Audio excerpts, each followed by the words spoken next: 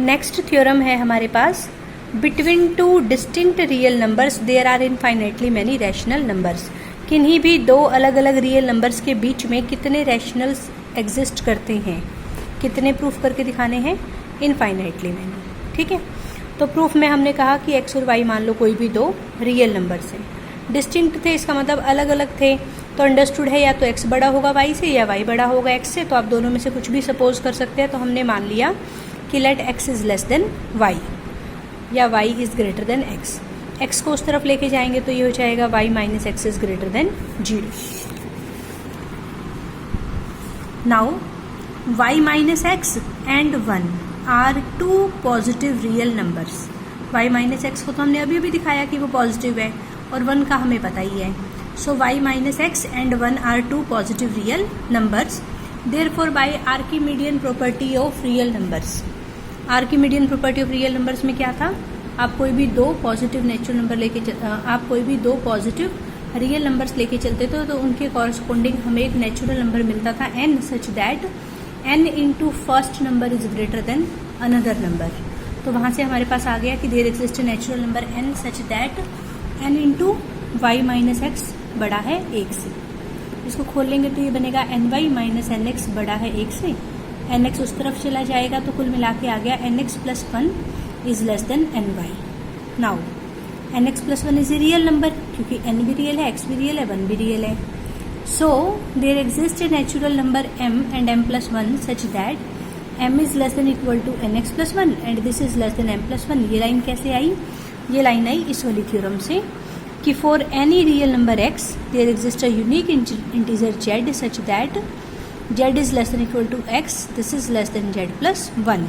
हर किसी real number के corresponding एक इंटीजर ऐसा मिलता है कि वो रियल नंबर उस इंटीजर और उससे एक ज़्यादा वाले नंबर के बीच में लाई करता है। तो इसी तरह से हमें एन एक्स प्लस 1 के लिए एक m मिला such that n x plus 1 lies between m and m plus 1। उसके बाद m किससे छोटा है, एन एक्स प्लस 1 से, और ऊपर एन एक्स प्लस 1 किससे छोटा आया था, एन वाई से, तो वो वाली चीज़ हमने यहाँ लिख दी कि एन एक्स प्लस 1 छोटा है एन वाई से। उसके बाद एन एक्स प्लस 1 किससे छोटा था, m प्लस 1 से। ठीक है, 1 से 1 कट गया तो एन एक्स किससे छोटा आ गया, m से। अब हम इन सबको कंबाइन कर रहे हैं, एन एक्स छोटा है m से, m फर्दर किससे छोटा था, एन एक्स प्लस 1 से, और एन एक्स प्लस 1 फर्दर किससे छोटा था, एन वाई से। इसको हमने बीच में से हटा दिया तो यहाँ से आ गया एन एक्स छोटा है m से और m छोटा है एन वाई से। पूरे को n से डिवाइड कर दिया। n से डिवाइड करना पॉसिबल क्यों है, because n is a natural number. ठीक है, n is a natural number. Natural number क्या होते हैं, 1 2 3 4 5। इसका मतलब ये नंबर 0 तो है नहीं, इसका मतलब आप n से डिवाइड कर सकते हैं। इस नंबर को हमने सपोज क्या नाम दे दिया, R1 नाम दे दिया। दस कुल मिला के हमें क्या पता लगा कि हम x और y कोई भी दो डिस्टिंक्ट रियल नंबर्स लेकर चले थे जिसमें कि हमने माना था कि x छोटा है y से, और हमने x और y के बीच में एक नंबर ढूंढ दिया R1। R1 क्या है, R1 is a rational number, क्योंकि R1 किसको कह रहे हैं हम, m बाई n को, जिसमें m भी इंटीजर है और m भी इंटीजर है। तो कोई भी नंबर जो m बाई n टाइप का हो, जिसमें ये ऊपर और नीचे दोनों इंटीजर हो, नीचे वाला नंबर 0 ना हो, so that number is a rational number. So हमने x और y के बीच में एक कम से कम एक रैशनल नंबर ढूंढ दिया। ठीक है, तो यहाँ से हमें ये समझ आ गया कि किन्हीं भी दो रियल नंबर्स के बीच में कम से कम एक रैशनल नंबर तो जरूर लाई करेगा ही करेगा। इसके बाद आगे है नाउ x और r1।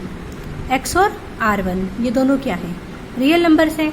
फिर से हम यही ऊपर वाला सारा प्रोसेस लगाएंगे तो उससे हमें क्या समझ में आएगा कि x और r1 के बीच में कम से कम एक रियल नंबर, कम से कम एक रैशनल नंबर जरूर एग्जिस्ट करेगा। उसको हमने क्या नाम दे दिया, R2 नाम दे दिया, जो कि x और r1 के बीच में आ रहा है, x और r1 के बीच में।